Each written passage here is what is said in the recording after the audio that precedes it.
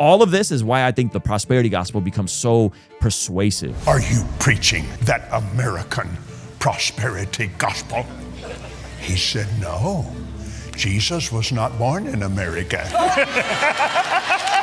Are you mad at me about that? And they're like, well, maybe I need to listen to more Joel Osteen or Kenneth Copeland, and maybe I need to think bigger thoughts. I get a lot of flack in that I don't go as hard against the prosperity gospel. When do you see that it does kind of cross that line? There's this draw back to tradition, whether it's the Greek Orthodox Church, even Catholicism. Well, it's so easy to be against what I'm saying because it is anti-cultural to say, hey, Ruslan. Hey, real quick, Tuesday, September 9th, my very first book, Godly Ambition, is available everywhere. And if you pre-order it right now, we got some awesome incentives for you, specifically the first 4 chapters in ebook, an exclusive podcast with me and Jonathan Pokluda, as well as 25% off to the blessgod.shop. Get it and go to mygodlyambition.com to redeem your pre-order offer. All right, let's jump into the video. With what you're writing about, I think it's really, really interesting to kind of discuss this aspect within our culture. Like we were just talking about John Mark Comer. So we're having this, like, you know, this rest, even in like progressive spaces, there's this draw back to tradition, whether it's the Greek Orthodox Church, even Catholicism, you know, and I kind of get it. I do. My family, my parents were married in the Greek Orthodox Church, and there's something very deep about the tradition and all the things. And so with what you're writing about, though, you're talking about ambition, like you're talking about going to get it and putting your foot forward, and that it's not like a unbiblical thing to do. It would be interesting to hear your thoughts on that other part of culture that kind of seems to be against what you're saying.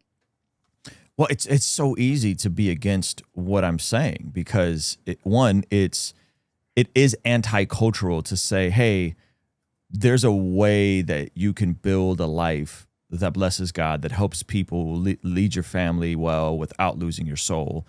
And it does require effort and restraint and a vision and a plan. It's not going to happen magical where God's just going to send money fairy dust on your life and then you become rich overnight. Like that's not how any of this works. And yeah, it is very countercultural. I think there's a lot of reasons why. One of the reasons is I think people are burnt on hustle culture, rightfully so, which I think is why John Mark Comer's work is so popular. I think 2, because the prosperity gospel is so poisonous in so many different ways because it puts the onus on you. If you believe more, if you just pray more, then God will do the thing.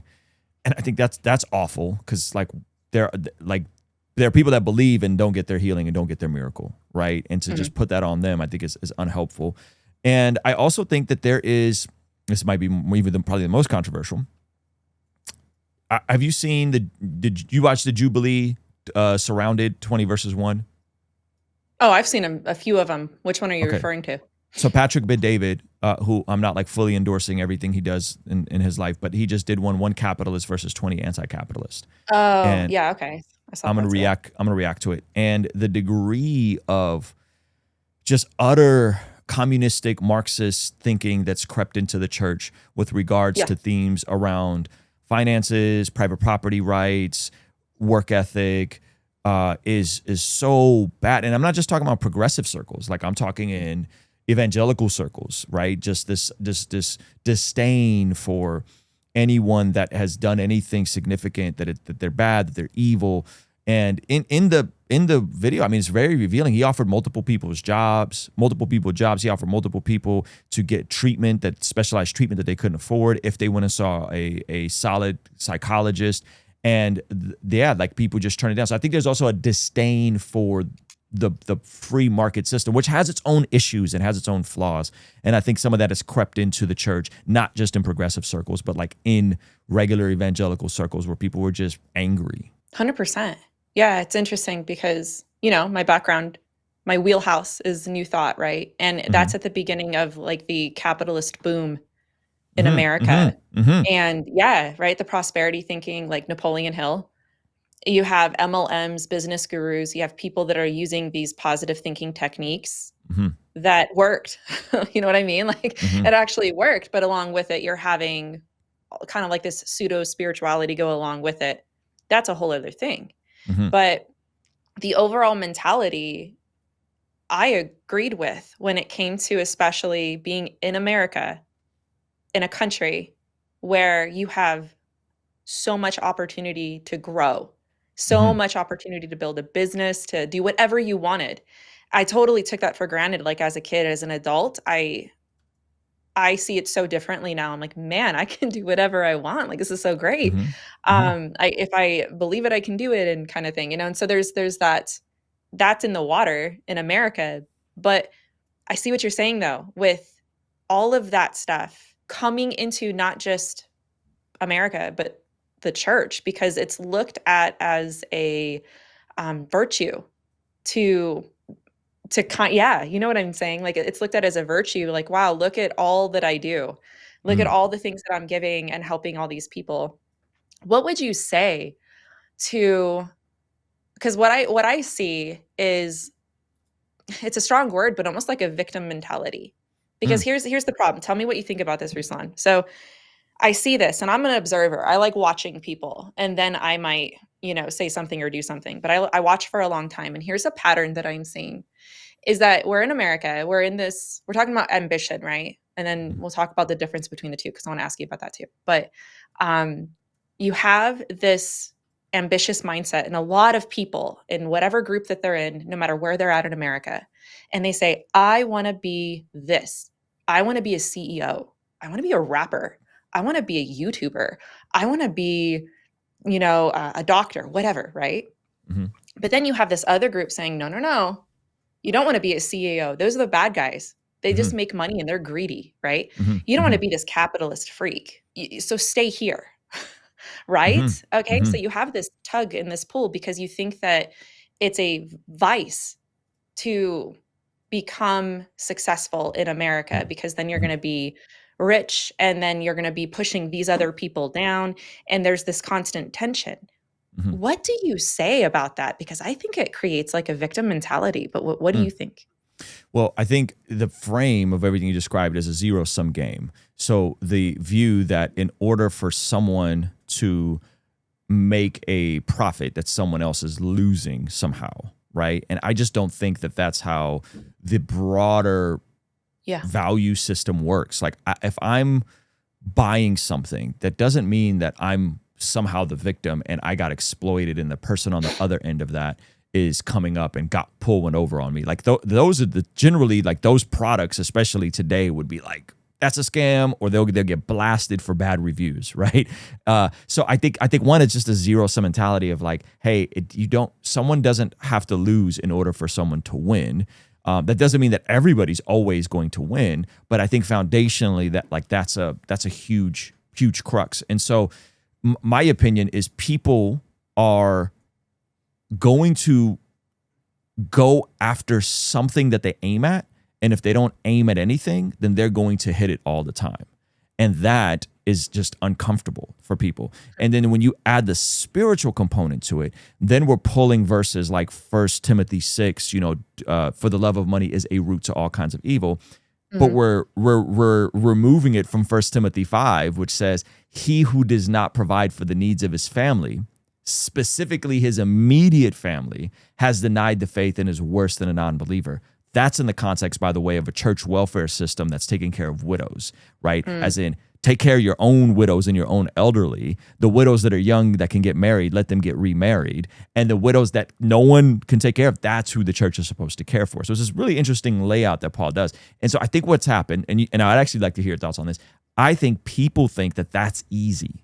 Like people think 1 Timothy 5 is easy. Like take care of your own family and your immediate family, or you're worse than a believer. And they're like, oh, that's so easy. And so they think the temptation is becoming too successful and too rich and too powerful. And it's like, listen, I'm not trying to dunk on our sisters in Christ here, but that's like women who are like, hey, I'm afraid to go to the gym because I'm going to get too bulky.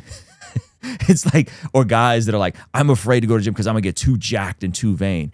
And listen, there's a chasm of a difference of like where most of us are to just maintain a healthy body fat percentage and to just stay within a healthy BMI, and like becoming too attractive because you're too jacked and too in shape, right?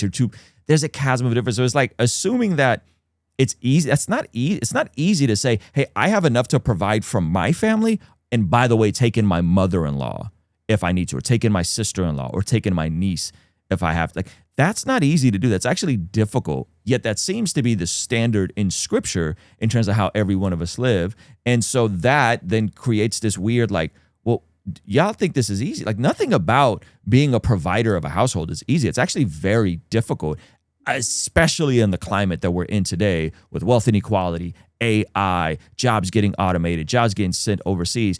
And then what do you think is going to happen to the Christian that's like too afraid to become successful because they think that they're going to become too rich and too powerful and get too much money and then walk away from God? I think most people are on the other end of the spectrum where their issue is not too much ambition. Their issue is apathy and being the servant that buried their talents because there's so much cognitive dissonance. If I get too big and too bulky and too vain and too successful, and it's like, let's just get us to baseline. Like, we're not even at baseline. Like, most people are living paycheck to paycheck. Most people don't have anything in their savings. Most people don't have anything in terms of the overflow of a biblical worldview on finances. And then we want to talk about 1 Timothy 6, the love of money is the root of all evil. And I'm going to say this last part. That also assumes that the love of money is only a vice that wealthy people succumb to or successful people succumb to. I would say the person that's squandering everything they earn also has an issue with the love of money. I would say the person that's spending everything they make, it also has an issue with the love of money and greed, because they can't even live below their means. Right now, some of that is environmental. Some of that I understand. There's all kinds of awful, tragic situations. I'm generally speaking in the West, in the most prosperous, opportune time that we've ever existed. Like, I just don't see the Apostle Paul arriving in 2025 and being like, "Hey, you guys really, young men, you guys really need to turn it down and like rest more." Like, I'm like, I don't see Peter like, "Man, you guys are just doing too much. Like, it's just too much. You gotta be careful because you might." And it's like, I don't see that. I think they're gonna say, "Hey, are you even able to provide for your wife and kids and create a life that's sustainable for them? Save something for retirement so you can retire with dignity." That's where I think we're at. And maybe because I came out of like the Dave Ramsey paradigm, maybe because I got out of debt, maybe because I've seen the overflow of like living below your means, saving, having a budget, getting out of debt, giving generously, cheerfully. I just tend to have a different paradigm of this stuff. So anyway, I know I said a whole lot there and bounced a whole lot off. And by the way, and all of this is why I think the prosperity gospel becomes so persuasive, because so many people have tried it and have failed, and they're like, well, maybe I need to listen to more Joel Osteen or Kenneth Copeland, and maybe I need to think bigger thoughts. And I think that's so. I say to say, if we're not giving people a biblical alternative, then they're going to slide into apathy, or they're going to slide into prosperity gospel, manifestation, new age thought, and that concerns me. Like, that troubles me deeply, because outside of Dave Ramsey and maybe a handful of other people, I don't think anyone's talking about these things in a healthy way.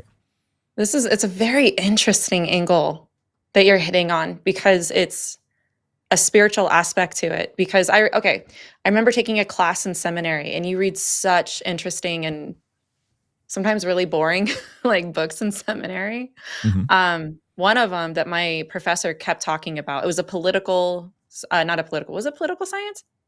I think it was a political science class. But we're talking about economics, like the different theories of economy, like socialism, capitalism, all the things, libertarianism. And one book he kept bringing up was Money, Greed, and God. Have you ever read this book? It sounds amazing, though.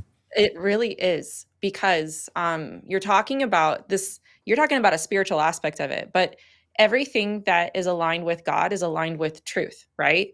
And so if we're talking about economics, and we're talking about ways in which you can make wealth in your country, okay? Like, this is why capitalism it's a hot topic, because it's not perfect. But if you're talking about tested, tried, and true ways to make prosperity in your country, this is a free market. Like, you know what I mean? And so this book, in a very, very philosophical, succinct, truthful way breaks down everything, a lot of what you're talking about. I had to look it up because as you were talking, I'm like, oh yeah, this book, because that's what it reminded me of. The other one, okay, so there's another book that has a similar title that does go into spiritual things, and it's God, Greed, and the Prosperity Gospel by S.D.N.Y. Have you read that? No, I've watched a lot of S.D.N.Y. stuff, but I've never Yeah. read any of his work. So Costi, he was and this book is really interesting to read, and it might be something that people might think about as a follow-up to what you wrote about. And the reason why is because he talks a lot about, in the end, because this is a common question he got, and I remember this because he comes from the prosperity gospel, and the idea is, well, what do you do when you're a Christian and you're rich, right? I mean, is it a sin to be having all of this, all this financial gain? And isn't this greedy? Isn't this power? Isn't this, isn't that? And his answer was so good and succinct. And he's saying, like, no, it's a responsibility. You're stewarding this. And it goes into what you were just saying about, I think you even wrote about this in your book, the stewardship of what we have. Yeah, it's a responsibility. It's not a sin. It's a responsibility. So if you do happen to be rich and a Christian, that's not a sin. It's more of a responsibility. You're providing for you and your family, but the more that you are given, the more responsibility you have. And That's so right. that kind of, I'm paraphrasing, but that actually really made sense to me. Okay, so here's a question with all of that. What do you have to say about the Christian who might be listening, or maybe, listening to this kind of us having this conversation, and they're like, well, what does the Bible say about contentment? Like, doesn't scripture say that that's the goal, is that we should be content in what we have? Why do we always have to be trying to grow and grow and grow? Won't we ever be just happy with what we have? What would you say in response to that? Yeah, that's a great question. And let me just Yeah. piggyback what you said. So this is actually addressed in church history, in a book called "Who Is the Rich Man That Shall Be Saved?"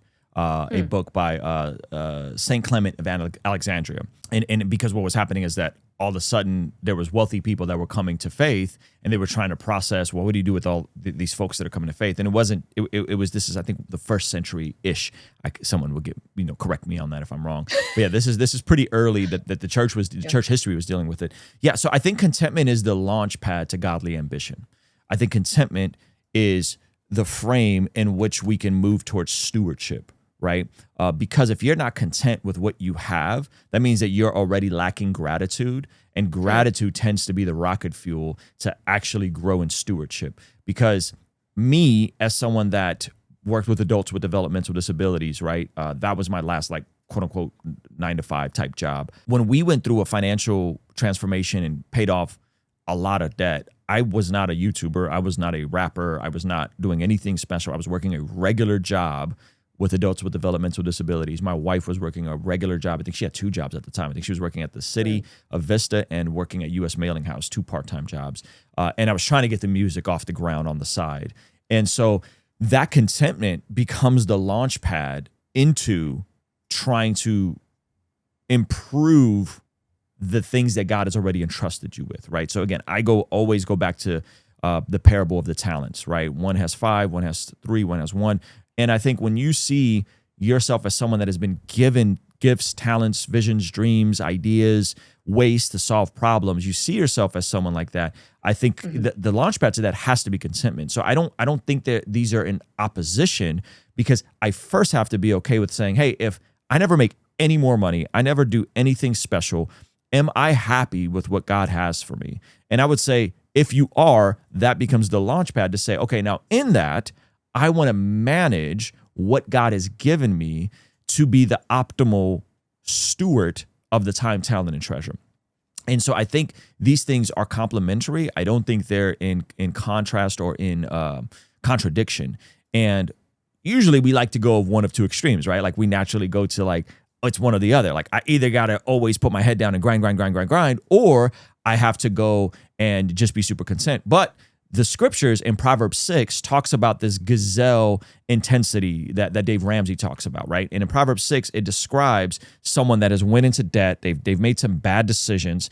And then it says like, hey, if you have done this, you need to go through a season of cleaning up your mess. I'm paraphrasing, but I'll read it to you, right? It says, my son, if you've put up security for your neighbor, if you have shaken hands in a pledge for a stranger, you have been trapped by what you said, ensnared by the words of your mouth. So do this, my son, to free yourself. Since you have fallen into your neighbor's hands, go to the point of exhaustion and give your neighbor no rest. Allow no sleep to your eyes, no slumber to your eyelids. Free yourself like a gazelle from the hand of the hunter, like a bird from the snare of the fowler. Go to the ant, you sluggard. Consider its ways and be wise. It has no commander, no overseer or ruler, yet it stores its provision in summer and gathers its food at harvest. Right? So this is describing someone that's made a mess of their situation because they've made a pledge with their neighbor. And it says, you need to be intense for a season. Okay, now this is even using really intense language that like our Sabbath culture is going to find very offensive. Allow no sleep to your eyes, no slumber to your eyelids. I don't think Solomon is being literal in that sense. Like, I don't think he's saying like, don't sleep and don't ever rest. But I think he is saying that, hey, there are times in life, there are seasons in life where we have to put our head down and clean up some of the messes that we've made or some of the messes that we've arrived in. Maybe you didn't make it. Maybe this is your situation.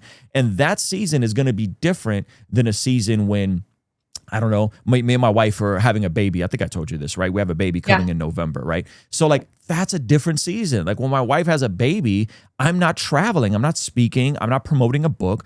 I'm present because my wife just had a baby. That's a lot of changes. That's a lot of physical changes on her body. That's a different season. And I think we want all or nothing, right? So contentment is, yes, contentment, but don't ignore that there are seasons in life where you got to put your head down and work. And that's good. Like that's a good thing. And God has designed the universe to work in a cause and effect reality that like, it's not this like the universe is working for you and you just got to believe it and things don't happen to you, they happen for you or whatever those cheesy phrases. Like, no. There's a cause and effect universe. And when we make some mistakes, there are going to be effects of that. And then we get to figure out how are we going to navigate that? Are we going to process this and work through it? Or are we just going to allow ourselves to succumb to the culmination of the mistakes we've made or perhaps the ways that people have sinned against us? That's what Proverbs 6 is getting at, in my opinion. And so, I think contentment, yes and amen. And then also be self-aware of what season you're in. And you may need to go a little harder. You might need to work a little longer. You might need to pick up a side hustle, get on TaskRabbit, drive for Uber to clean up some of those messes, not indefinitely, but for a season. Yeah, it sounds like there's godly ambition and then godly contentment. Mm-hmm. Because I mean, it's the, no matter what happens. And I think that's where godly comes in, where it's hard to be content without having God as the pinnacle of your life, because that's how we can get through anything, is that in it's what Paul says, in sickness and in health and in great poverty and great wealth, he's been through it all. And he has found that there's contentment in Christ. And so I think that there's a connection there. What do you have to say for, the hustle culture? You mentioned the hustle culture. There's this really funny comedian. I don't even know if you know who he is. He was a part of the Dad Life video many years ago. I don't know if you've ever seen it. It was hilarious though. It was for Father's Day. And he has these different personas. His name is Chris Munch. And he has these different personas that he plays. And one persona is, I think it's MLM Dave. I think it's the name of it. I think it's what it is. And basically, he is just portraying like the scummiest version of hustle culture. And every time he does this character, I think of Ruslan, because I'm like, oh, this is what Ruslan's talking about, right? Like he's talking about the gritty, gross stuff that, comes in this. But the problem is obvious, right? Because you have, like, why do people have hustle culture? You have the Andrew Tates. You have people out there, you have people out there who are kind of scummy, but you have they have waves of followers that are like, this is the motivation I need. This is what I need to hear. This is exactly what I needed in my life to help me get my life together. And then on top of that, I mean, speaking of MLMs, you do have a lot of where my wheelhouse comes in, where you deal with a lot of this spiritual pseudoscience nonsense, where the new thought stuff comes in, saying if you change the way you're thinking, if you change your attitude, which is true, then you will get results, and this is how you become rich. You got to work. But all of this is like used as almost like propaganda, but it's used as a way to kind of get you to work harder for them. It's like you're kind of tricked into it, if that makes sense, right? So you have this hustle culture, and there's some good things that go along with it. But I'm wondering, like, just everything I've said, what are your thoughts on this? Because this is the problem, is that I can see a lot of people thinking that what you're saying is that I'm already working hard, and that I need to basically work harder. And this ties into maybe people who might not have the best attitude, or maybe they're down on their luck. This is how this kind of culture even exists, because they're getting spoken to with positive, positive ways. They're being pulled up by their boots. They're encouraged. They feel like, yeah, I can do this. But it's honestly done through like the most negative means. So how would you speak into that? Like, what would you say to somebody who's in maybe like a high, what's it called? Like you have to work really hard, like a high maintenance, if you will, business group, a seminar, an MLM, and they are in the hustle culture, but it's like the scummier part. What would you say is like the better, truer aspect of that?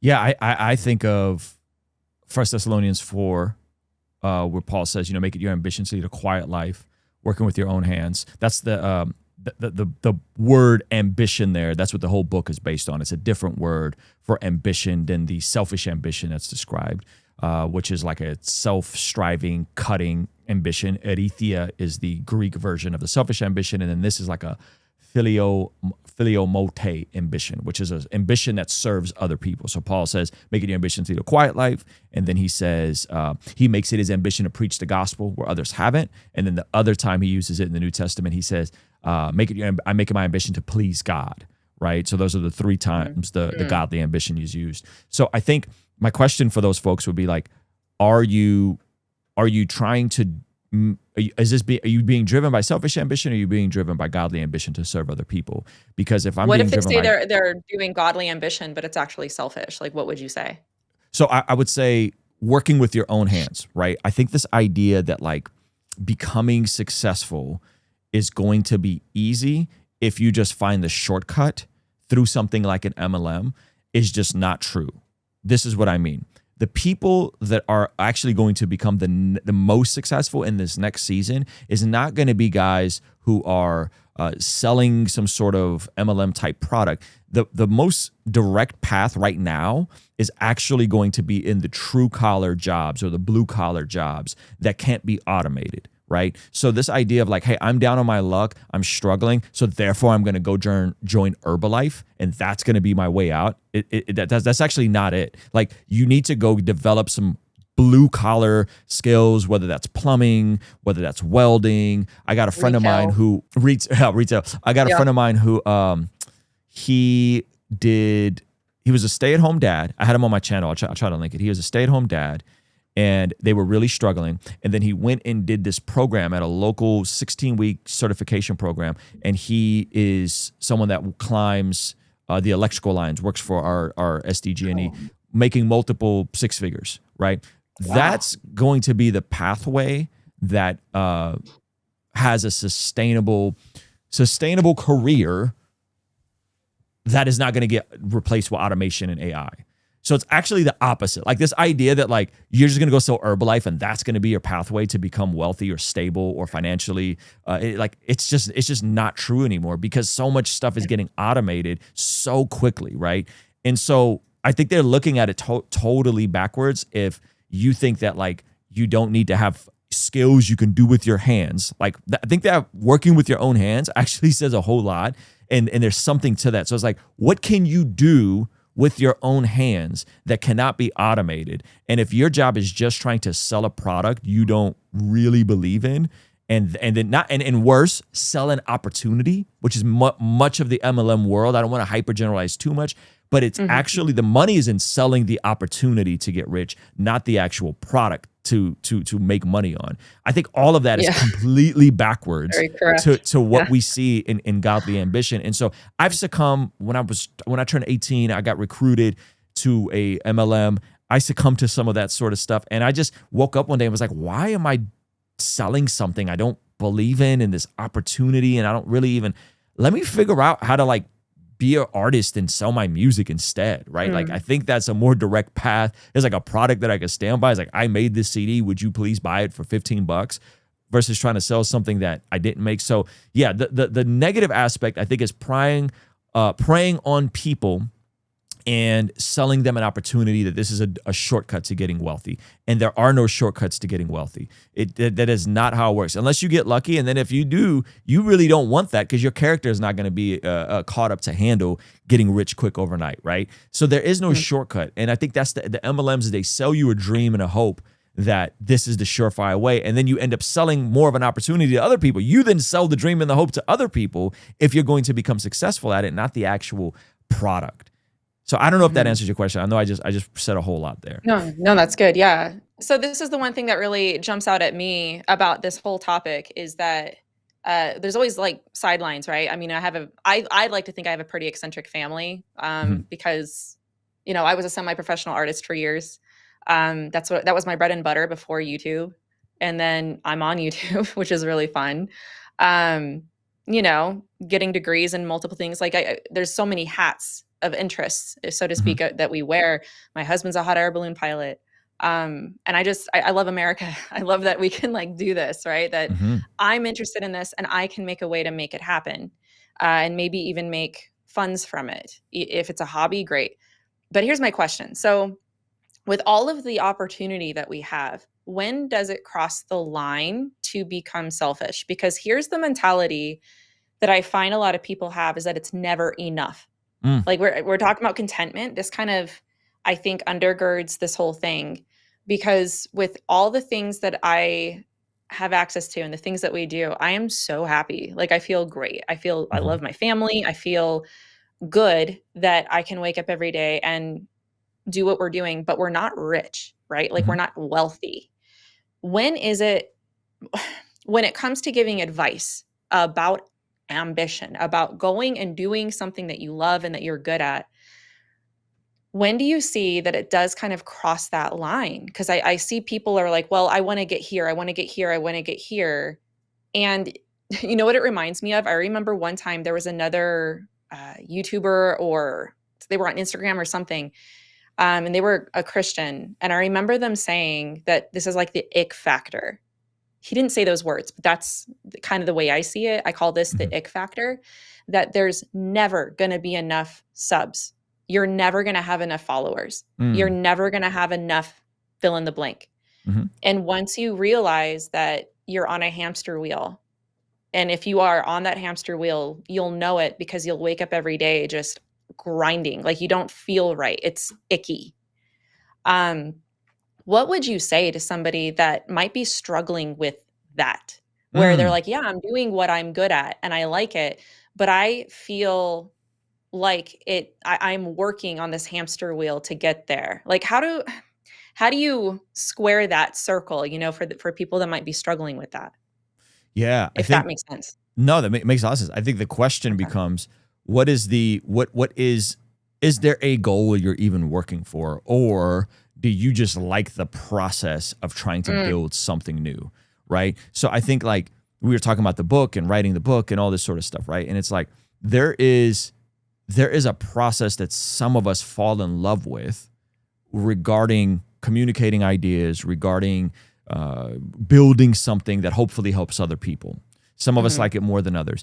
And I don't think there's anything wrong with someone saying, hey, I love this process and I'm enjoying this process and therefore I'm going to commit to it. And I don't really care where the results are. Like I want this book to be successful, but I genuinely loved talking about this and it's going to do whatever God lets it do and however God breathes on it, versus saying like, I need to sell this many books in order to feel secure. And if I don't feel secure, then I'm a failure. I think that becomes a outward measurement of your identity and success.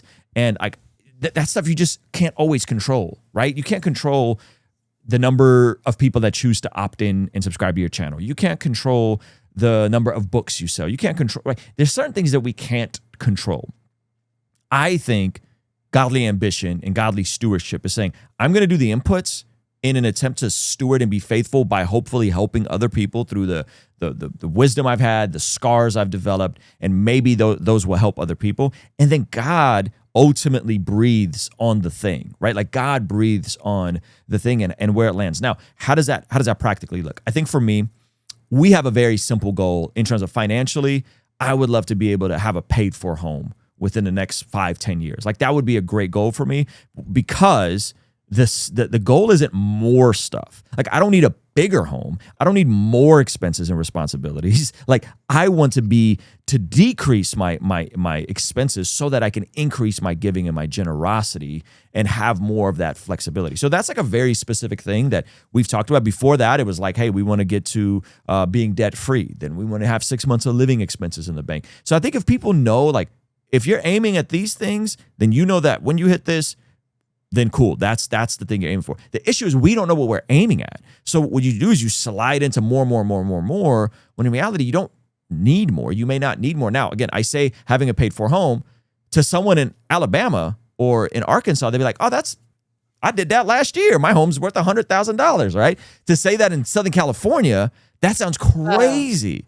Right? That's like, a good so point. even that's relative. Like that's relative based on where someone lives, right? To say in Southern California, I want to have a paid for home because I want to decrease my biggest expense, which is my housing, and be able to have more flexibility and margin in my life. That sounds like crazy talk. But if you're in a different part of the country, that's like, oh, that's very reasonable, very, very, very sensible. So that's the first thing. Know what you're shooting after. The second thing I would say is what are those anchors in our lives to keep us connected to reality and what it is that we're ultimately here for. So I'm talking family dinners. I'm talking tradition. I'm talking, yes, some Sabbath, right? Taking time off, sleeping regularly, taking care of your body, giving generously. Like we're big givers and give generously. We always have. That is a rhythm that we consistently do. We want to go above and beyond and be cheerful givers to our local church, to charities, to nonprofits, to missionaries we believe in. So those are the anchors that I think we put in place to keep us in a godly frame with regarding to pursuing things, because you're totally right. You can just spin the wheels. Now, again, if you're spinning the wheels because you love the process, that's different than spinning the wheels because you're insecure and you need external validation. I have buddies that I have buddies that lift weights because they genuinely love what it does to them. They find it interesting. They like sculpting their body. It's just like, they just love the process. And I got other friends that they're insecure. They have body dysmorphia. They're getting on drugs and they're they're dysregulated emotionally and it's cope. Like it's actually copium, right? And so that's that ick factor you're talking about. And to me, how we mitigate that is one, why?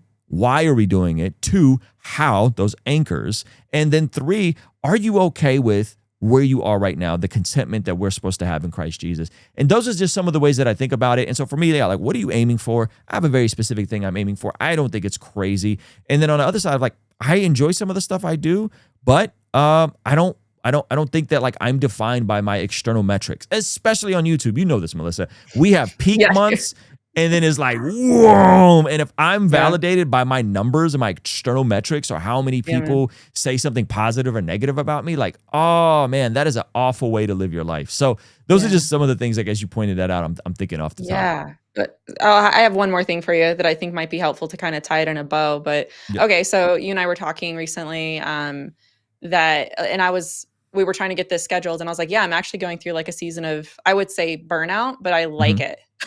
It's because it's you write a book, and my experience was we hit the ground running. It was boom, boom, boom, boom, boom, boom, boom, back to back. Marketing was supposed to be over in March. It kept going through July, which is good, but it's a lot. And for me, I really, really like the topic, but we're talking about an ick factor with it. You have to sell a book, right? I like the topic, but you write a book to help people, right? You want them to read it. You want them to come with it. But then there's this, here's the ick part of the capitalism, right? Where it's a business. It has to run in a certain way that I don't like. And there's an element of it, I guess, that I'm just like, okay, I'm kind of burned out. I need to rest. I need to relax and get my mind off of it. And there's something very healthy that's come from that, where I know this sounds weird, maybe curt, but I kind of don't care as much. And I like that. Yeah, like I don't care. If I can't do it, I say no, and I don't even feel guilty, right? There's an element of perspective, I guess, that I've had being ambitious, writing a book, and all of this. And the thread that of the common thread, I think, that I'm getting at here with this whole thing is how do you sideline burnout, right? Like you're wanting to be ambitious. You need to, you need to do this, right? Like you need to bring it forth. You need to give your best. And I did, and I do. And now I'm resting. I'm in a place of rest where, and I'm enjoying it. But what do you say to somebody that needs to hustle, right? They need to do the work. They need to do the job. And when they are in a season of burnout, what to do so that you don't become, I want to say, hard-hearted about it anymore. Not saying that I'm there at all, but that's what I think I'm saying, is that I knew when I needed to stop and just relax for a little bit. And say no a lot more. But what would you say to somebody that, they want to have the ambition, they want to do it in a godly way, but what does ungodly burnout look like in that regard? Yeah, that's such a good. Okay, so I'm fortunate. I'm so fortunate You have a lot of help. in that like I have a baby coming. Like there is no right, like there is no like Good burnout. excuse. Yeah, like hey, like mid-October, I'm even nervous about like early October, like travel stuff and books. Like I'm like, oh man, we're really kind of cutting it close. Yeah. But I have had kids and I've walked through the process. And so I'm fortunate in that like I understand I can't maintain this pace indefinitely, right? I think that I'm fortunate in that regard. Like I have an external human, like an external factor human that I just can't spin my wheels. And I think maybe that's the Lord. Like maybe God's timing in all of this, because we weren't planning to have another kid, but maybe God's timing, the book date was set and it just kind of worked out. So I'm fortunate in that sense. I think what you're getting at, Melissa, is the principle we see in scripture, Leviticus 25, Exodus 23, where it talks about like God is instructing the Israelites to let the land rest, right? Yeah. Let the land rest. And that is that rhythm and that Sabbath aspect that I think people do need, especially folks that are hard runners, creative, multi-talented. Your book was very impactful. Heady. Well, it was heady for you, but it was impactful for the people that needed it. Like my wife is going through it right now. She's about halfway done and she loves it. Oh, right. that's and so like, wonderful. yeah, you're doing good work. And when you're doing good work, there is a pouring out that happens, right? The Lord pours us out as like an offering for the benefit of other people. And that is difficult. Like that's, again, this idea that like all of this is easy. Like none of this is easy. And anyone that's ever tried to build anything, a YouTube channel, release a book, knows that like this stuff is not easy, right? So when you're poured out and then you're like, okay, now I need to recalibrate and now I need to refocus and now I need to rest. I think that is a good thing. The way I tend to do it and the way that works for me is I do regular rhythms of that, meaning that I sleep 8 to 9 hours a day. I take naps. I take days off. I have time that's earmarked just for my family. I have time to earmark for myself daily. And so for me, I think I've been fortunate in like, I have a lot of flexibility, and it's those daily non-negotiables, daily systems that have thus far, again, I don't want to speak out of turn, but thus far have prevented burnout for me right now, right? Like right now I'm at this, now again, I got a month of fairly intense travel where I go out Saturday to Minneapolis, come back, do an event Tuesday, leave Wednesday for Nashville, come back, go to Branson, Missouri, come back, go to Dallas, Texas, come back, go to San Antonio, come back, go to North Carolina. So I have like the next 4 weeks are really hard. And so I'm mentally gauging myself, but I'm also like, okay, rhythms, daily things, exercise, sunlight, touch grass, that I got to sprint, right? I got to sprint. Now, I'm sure I'll be on the other side of that. Like when this is all done and mid-October rolls around, maybe I'll feel like you, where I'm like, I'm cooked. Like I don't want to do anything else. I don't want to speak anywhere else. And I'll just rest and I'll enjoy being a new dad with a new kid and a whole new season of life that's about to hit us. So to answer your question shortly, I think we prevent burnout by making rest a part of our rhythm. And that looks like sleep, exercise, sunlight, time with the family, naps. Those are the things that I'm doing right now. And if you prioritize those things, I think that's a way to mitigate it in a busy season. If you're not prioritizing those things, it's that, what is that Abraham Lincoln quote? I think, I don't know if I have it in the book, right? If I had 5 hours to cut down a tree, I'd spend the first 3 hours sharpening my axe. Yeah. Yeah. Right? Are we sharpening our axe and like, you're about to go do this crazy thing of putting out a book that's going to change people's lives. But are you doing that in a way that you're first sharpening your axe? Your mind is sharp. You're rested. You're refreshed. You're studied. You have time with the family. And then the thing that's being put out is from a place of overflow and not from a drought. It's not from I'm dry and I'm trying to force this thing, but versus I'm doing this from a place of overflow. And so I could take all the negative that comes along with this. I could take the positive that comes along with this, because none of that ultimately defines me and defines you and defines what we're doing. Yeah, I like the way you worded that, because I know exactly how that feels when you're in a drought and you're like, right? But then if it's overflowing, you can't shut up about it, That's it. That's it. You were like that with your book. Like when you came and we sat and for a number of hours, you were just like, man, it was just flowing out of you. I'm probably like that in this conversation where you're asking me very simple questions and I'm just like, rah, right? Yes, it's you're like, I want to talk about it.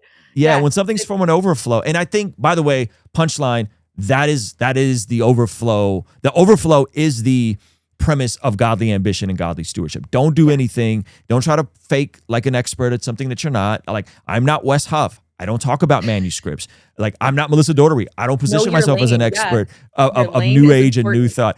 I go to the experts. So like, if I want to talk about New Age, New Thought and like the cancerous implications of the prosperity gospel and all this, I'm going to go to Melissa. I'm going to let someone, this is your wheelhouse. I'm going to let you cook on that. I'm going to let Wes cook on manuscripts.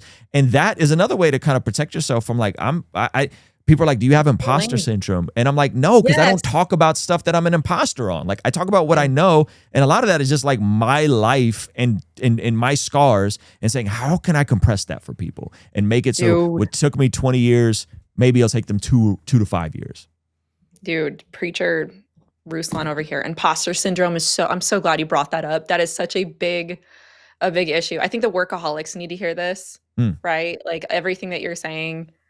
And then I think what it comes down to is identity, is just knowing who you are. If you know who you are in Christ, all of this, I think, just falls into place, because if he's at the center, all of this makes sense. But this is good. Let me ask you a question. Video on imposter syndrome. Maybe I will. Let me ask you a question let me ask you this. I get a lot of flack in that I guess don't go as hard on the prosperity gospel, right? Against the prosperity gospel. Though I think I've been fairly clear that I think it's unhelpful. What do they mean by that? What do they want from you? I think they want more discernment ministry stuff where I'm calling out the Joel Osteens and I'm calling out the Kenneth Copelands and right. I think more that. I think they want some of that. And so, but here's my thought, and I'd love to hear your thoughts.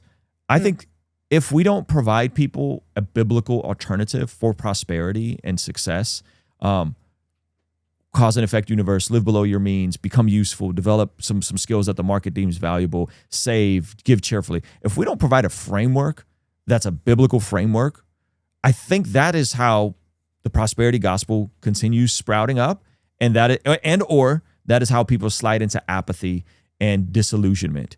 And so I'd be curious to hear your thoughts. Like in this conversation, like I'm really trying to give people a biblical framework, because that is what I come from, right? Like I've never been like a name it, claim it, blab it, grab it.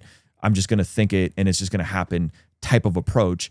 But I think like when we don't provide alternatives, that is when these false teachings spread out. When we don't pull the weeds and plant gardens, there's just going to be more weeds. There's going to be more wild stuff that sprouts up that's unhelpful, right? And so like that's my heart in like talking about some of this stuff, which is very unpopular to talk about. Talking about money, talking about success, talking about Yeah. finances.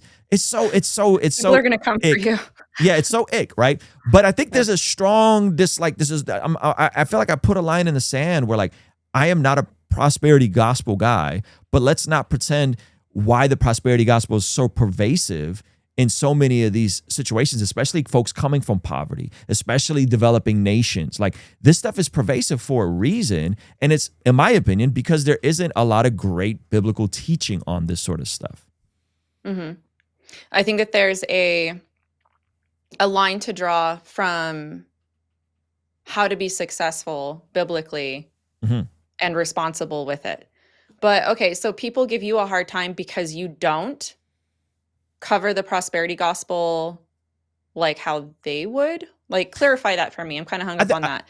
Yeah, Yeah. I think like my heart is like, hey, it's that age old saying of like, you know, when someone's learning, when someone's working at a bank, the way they learn what real money is versus counterfeit money is that you spend more time learning and feeling the touch of real money instead of just trying to touch and study every single counterfeit, right? And so I think it's and both. Like I think we need to know when there's a counterfeit bill in front of us, but I think also like handling biblical truth oftentimes mitigates when the false counterfeit comes, right? Pointing people towards the biblical and towards the thing we should be known by, we should be doing, I think is a way that I prefer to mitigate it. Now, again, obviously, I'm friendly with you. I'm friendly with Mike Winger. I highlight a lot of the stuff you guys talk about. So I think there is a time and a place to call out the counterfeit. But I say, well, shouldn't we be pointing people to the real, the authentic, the real thing as well? And I think when we don't, then people are more likely to succumb to the counterfeits. Why don't you do both? I do Because if both. you're okay. Yeah, because Yes. that's the only thing I could think of. I guess that's where I'm kind of, I'm like, well, where have you not like where have you shown support, I suppose, for prosperity preachers, which you haven't. So doing both I think goes hand in hand because ultimately here's where you find yourself, in my opinion. You are writing a book about the poverty gospel in essence, right? Mhm. Where Mhm. and I've said this before. I've actually said the opposite, and this is what prosperity preachers will claim. They'll say, well, I mean, it's the gospel of prosperity, and you are basically believing in a gospel of poverty. They make that claim. Mhm. And I said, no, the opposite of the prosperity gospel is not poverty gospel. It's just the gospel. Like it's Mhm. against the gospel, Mhm. right? You're coming in and you're supplementing a healthy biblical teaching about, hey, you guys can be successful. There's nothing sinful about this. Mhm. Here's how to sideline yourself, yada, yada, yada. But maybe perhaps what they're seeing is a missing element here. So as you were talking, what I was thinking about is if I went to the doctor and say something was wrong with my body, right? Like, Mhm. do you ever listen to Mr. Ballin, like Mr. Ballin's Medical Mysteries? No. Dear man. Okay. I love like true crime stuff, and Mr. Ballin's like one of my favorite. Anyway, it's like it's medical mysteries. People go Uh-huh. in and he tells stories about people who've had these issues with their bodies and diseases, and it's fascinating. Mhm. Anyway, the what comes to my mind, okay? A lot of these people will go into the doctor and they'll say, "Here are the symptoms. Here's what's wrong with you," right? Mhm. They'll tell you, they can observe, hey, here's something that's off and here's the cure, but I'm sorry, I don't have a diagnosis for you. Mhm. Move Mm. on. Mhm. Now, how much frustration would that bring to you if you took your wife or child to the doctor and he could observe that there was something off and he gave you a way Mhm. to remedy it, but he didn't tell you what was wrong with you? He didn't tell you Mm. what was wrong at all. Mhm. That's kind of That's the good. issue. Yeah, like that would, for me as a Christian, I find frustration when I come across people who, I don't know if they're afraid. I don't know if they are trying to be united. I don't know. Just tell me. Tell Mhm. me what garbage is, Mhm. right? It's like Mhm. they dance Mhm. around it. I don't like that personally. I'm like, Yep. tell me, you're giving me the biblical teaching. Fantastic. I love that. But Mhm. what am I supposed to be using this against? Like I Mm. like the clear, linear understanding of here's what's here's the cure, but here's why you need the cure. Like, here's your diagnosis, and here's why it's a cure. And so for me, I find no issue at all with you specifically pointing out. In fact, I think that would be helpful if you took your book, Ruslan, if you took your book and you said, here is why it's biblical. Here's the disease, though. Here's why this is unbiblical. And you counteract that. I think that that would be immensely helpful, in my opinion, because I think that people, if they don't have a grip on what the unbiblical looks like, and this is what happened to me, I didn't have a context for it. So what? That's biblical. So that when I come across the unbiblical, that line, it was crossed. It went straight over my head, because I didn't have pastors, discipleship in my life that made that direct linear connection. I think that's what I would say, and hopefully that makes sense. But that's what I No, kept it does. thinking of as you were talking. I'm like, I would hate to go to a doctor, a theologian. It said, yeah, here's the biblical precedent for this teaching, without telling me, oh, and by the way, speaking things into existence is unbiblical because of this or whatever. You know what I Yeah. mean? Yeah, absolutely. You took my counterfeit money metaphor and you raised it with a doctor metaphor. I appreciate you doing that. You know who gave me that idea? That was Natasha Crane. She used that example, a similar example in her book. And I'm like, oh, way to raise the bar. That is a good example. That's a good example. Yeah, no, I like that. I think we'll make a carousel post on Instagram. I think inspired by that, by just saying, hey, here's a false teaching about money and about prosperity. I'll share it. And I think here's that's the a good idea. biblical teaching. Like here's and on both extremes. Like one extreme is the apathy, punt it aspect, and then the other extreme is like ambition is God, and God's going to just give you all your wildest dreams if you just say a prayer and believe hard enough, right? And it would really help people who are in the prosperity gospel, because they need to know, here's the, oh man, yeah, this is so good, because your audience, basically the people that need to hear this stuff, are the people who are under these teachers, not me. I agree, right? Like I agree that I can clearly see Costi Hen, right? Like we can clearly see, yes, there's a stewardship, there's this, there's that. That's your audience. These are the people that need to hear this, because they are the ones that are trying to better their life. They're wanting to get a job. They're working, but they're giving all their money to sow a seed so that they believe that that's how they're going to get more money. And you're saying, no, there's an actual better way. And so that's your audience. Like those are the people that really need to hear it. And the supplemental teachings that you are saying fix that problem, because it's biblical, and it makes it so that they have that hunger, right? Like I'm trying to find the words for it, but it's like what you were saying, like people have these gifts, these talents that the enemy steals, okay? And uses it in the most unbiblical way, but makes it look biblical. And it's just spiritual theft. And so if there's a way to say, actually, yeah, there's a biblical, right, good, holy way to do this. It's part of what our country is about. There's other areas that you can go. You don't need to go to this prosperity teacher.